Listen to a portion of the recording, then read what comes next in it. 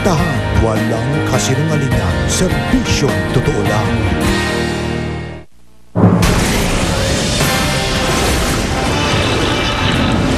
Babaeng nanlaban sa mga karjaker sa Kamuning, Quezon City.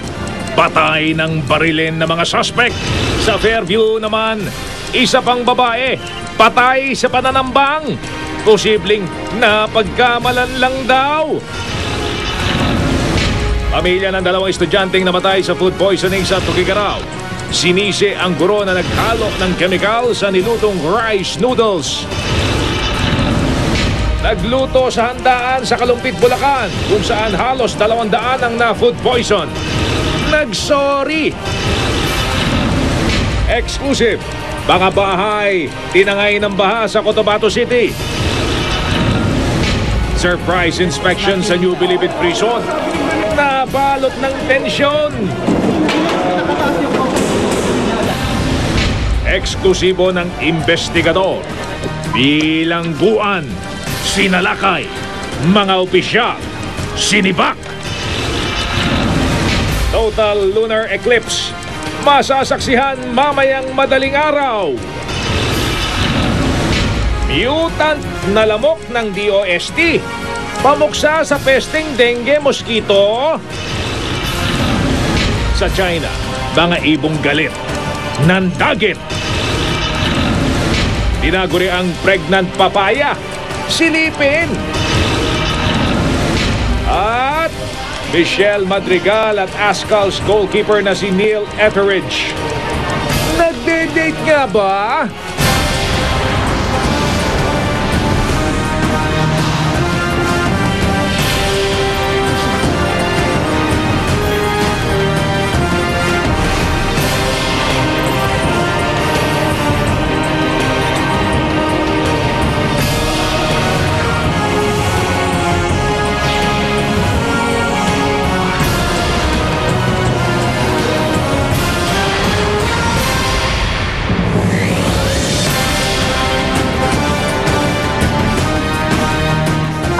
Gabi po, dalawang babae ang patay sa magkahiwalay na krimen sa Quezon City sa nakalipas na magdamag. Isa sa kanila, pinagbabaril ng 3 lalaki na tumangay sa kanyang bagong sasakyan sa Kamuning. Ayon sa pulisya, nanlaban ang biktima at pilit na hinarang ang kanyang sasakyan kaya sinagasaan pa siya umano ng mga sospek. Nakatutok si Julio Segovia. Tama ng bala sa kanang pisngi at braso ang kumitil sa buhay ng biktimang si Teresita Teaño. Nakabulag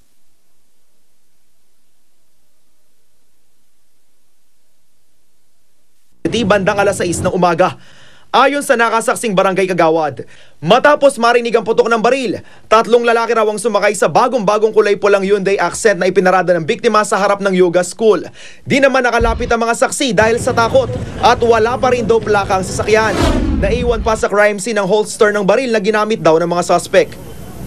Pagkarinig namin ng putok, yun na, nakita na namin siya na nakahiga dyan sa may kalsada. Mambilis ang pangyayari pero yung pag-alis ng mga suspect hindi ganon kabilis eh. Ang masakla pa, lumalabas sa inisyal na investigasyong nanlaban ng biktima at pilit na hinarang ang mga suspect habang itatakas ng sasakyan. Kaya posibleng nasagasaan pa raw ang paa nito habang tumatakas sa mga salarin. Mayroon siyang parang bruises sa may bandang baan pa pa. Sa autopsy malalaman natin kung ano talaga, kung baka may bali yung bones pa niya. Ayon sa mga pulis, malinaw na kaso ito ng carjacking. Kaya naman paulit-ulit ang paalala nila. Sa ating mga kababayan, lalo na yung may mga bago pang sasakyan, mag-ingat at laging maging alerto. Pangalawa, alamin lagi ang numero ng ating mga kapulisan na malapit sa kanilang lugar.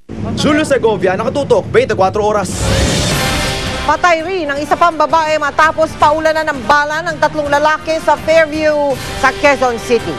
Wala raw kaaway ang biktima, kaya hinala ng kanyang pamilya, posibleng napagkamalan lang siya. Nakatutok si Oscar Oida.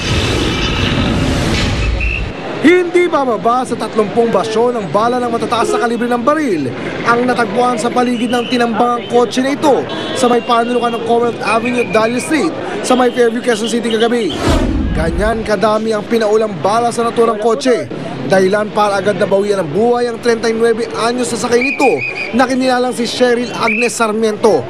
Kitang-kita raw ng ilang saksi, alas 9:30 kagabi, nang bigla umunang bumaba mula sa isang van ng 3 lalaki na pawang mga armado ng matataas na kalibre ng baril.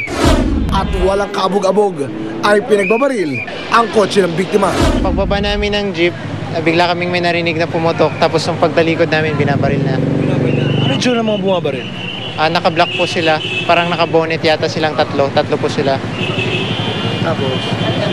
Tapos nung binaril, sumakay na sila sa van, tapos may pahabol pang 2 putok. Matapos ang pamamaril, agad umanong tumakas sa mga suspect na hindi na raw namukaan pagkat pawang mga nakasuot ng bonnet. Ilang saglit pa, isa-isa nang nagdatingan ng mga kamag-anak ng biktima. Sa puntong ito, naging emosyonal na ang lahat, lalo na nang dumating sa lugar ang mister ng biktima. Sa July 1 na raw sana ang ika-40 kaarawan ng biktima.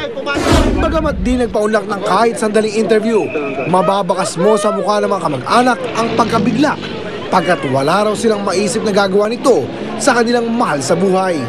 Umugong tuloy ang suspecha na baka isa itong kaso ng mistaken identity. Baka away o kaalitan tong isa? So far wala naman nabanggit. Paano man yung yung details ng kanyang mga activities na ngayon from at the time bago nangyari, under investigation pa nga. Oscar Oida, nakatutok, 24 oras. Iginiit naman ng Quezon City Police na walang kinalaman sa isa't isa ang magkakahiwalay na krimen na yan kung saan 2 babae ang pinatay. Ang malinaw, nalusutan ng mga pulis. Kaya ang 2 hepe na may sakop sa pinangyarihan ng mga krimen ay pare-pareho ang pinapapaliwanag. Nakatutok si Julio Segovia. Aminado ang mismong hepe ng Quezon City Police District. Nagkulang ang kanyang mga pulis sa magkahiwalay na insidente ng carjacking at ambush sa Quezon City kung saan parehong babae ang napatay. Nasaan yung pulis na nagpapatrolya ng oras na yon? At nangyari yung krimen, wala yung pulis natin. Kung yung ganun nangyari, may lapses doon. So, correct it. Pinagpapaliwanag na ang 2 station commander na nakakasakop sa pinangyarihan ng mga krimen.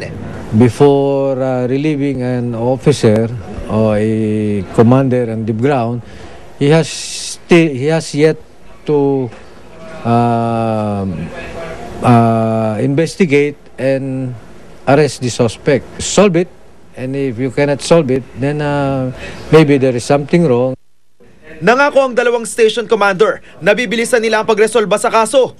Pero depensa ng hepe ng Station 5 na may sakop sa ambush sa Fairview. Natagalan daw ang pagresponde nila sa insidente dahil may nirespondehan pa raw isang krimen ng mga tauhan niya. Nung nangyari yung insidente, traffic kaagad yung nangyari. So yung galing sa station, they have to counterflow kaagad sa kabila just to reach yung area.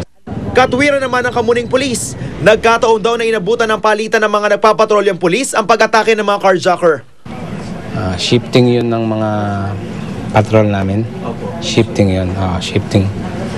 Not actually na wala kaming tao ron. Ang tao namin nandun sa may barangay. Kaya nga mabilis na nakapunta yung mga tao namin doon. Pero ngayon pa lang, ayon sa QC Police, wala raw koneksyon ang 2 krimen. Nagkataon lang na parehong babae ang mga biktima. Tinitingnan din ng pulisya kung may CCTV sa lugar para mapabilis ang investigasyon at pagkilala sa mga suspect. Mula Enero hanggang nitong Marso, 216 ang naitalang bilang ng carnapping sa buong Metro Manila. Mahigit 50 rito o 25% sa Quezon City naganap. Kaya pangako ng hepe ng QC Police, mas paiigtingin daw nila ang police visibility lalo na kung gabi. To be alert, lalo na pagka may naramdaman na may sumusunod or when you are driving a brand new car. Panay rin ang paalala ng pulisya, mas maging maingat ngayon at iwasang mag-iwan ng mga mamahaling gamit sa loob ng kotse. Ugaliin din daw na may numero ng anumang police station sa inyong cellphone. At kung bibili ng segunda manong sasakyan, alamin sa PNP Highway Patrol Group kung nakaw ito o hindi. Sa huli, sabi ng pulisya, huwag na raw manlaban pa sa mga masamang loob oras na sapilitang tangayin ang inyong mamahaling sasakyan. Ika nga nila, mas mahalaga pa rin ang buhay ng isang tao kaysa sa anumang bagay. Julio Segovia, nakatutok, 24 oras. Pinag-ipunan pa raw ng babaeng biktimang pinatay ang kanyang bagong biling sasakyan na tinangay ng mga carjacker sa Kamuning. At hindi raw akalain ng mga kaibigan ni Teresita Tianyo na yun din ang magiging mitya ng kanyang buhay. Mula sa Quezon City, nakatutok live si Susan Enrique. Susan. Mel, hindi makapaniwala ang mga kasamahan sa trabaho ng biktimang si Teresita Tiaño nang hindi ito makarating sa kanilang opisina kaninang umaga at mabalitaan ang sinapit nito mula sa mga taong umagaw sa kanyang sasakyan at kumitil pa sa kanyang buhay. Labis ang pagkabigla ng mga kaibigan ni Teresita Tiaño sa sinapit nito kaninang umaga kung saan namatay ito dahil sa 2 beses na pamamaril at ngayon pa ang kanyang sasakyang Hyundai Accent. Kwento ng mga kasamahan sa trabaho, matagal pinagsikapan ni Tiaño na makabili ng bagong sasakyan. Pinagsisikapan niya, kumbaga nag-iisip siya ng kung paano madadagdagan ng kanyang sweldo and then yun ay babayaran niya buwan-buwan. Wala pa raw 1 linggo minamaneho ni Tiaño ang kotse. Nasa mesa pa nito ang katalog ng sasakyan. Labis daw ang kasiyahan nito nang makuha ang bagong kotse na hindi nila akalaing magiging mitya ng kanyang buhay. Sariling sasakyan mo na, nadadali ka pa. Paano ba yun? Anong proteksyon ng mga empleyado namin dito? Oo, kasi bago yun eh. Maganda raw, hindi pa namin nakita. Ganun. Kaya tatakang, sabi ko, naku, Diyos ko, kasi bumili-buli pa kasi ka ng bago eh, sabi namin. Amit sa pala ng buhay nung ganyan.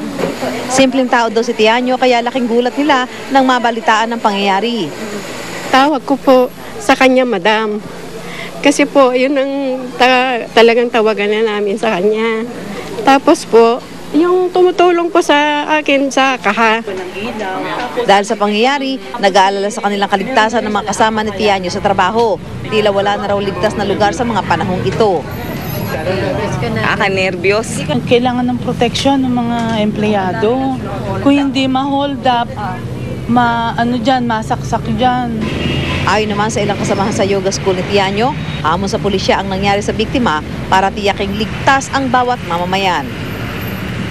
Umaasa ang mga kaibigan at kasamahan sa trabaho ng biktimang si Tiaño na matukoy sa lalong madaling panahon ang mga nasa likod ng krimen. Tumanggi munang magbigay ng pahayag sa media ang mga pamilya ng biktima. Mel? Maraming salamat sa iyo, Susan Enrique.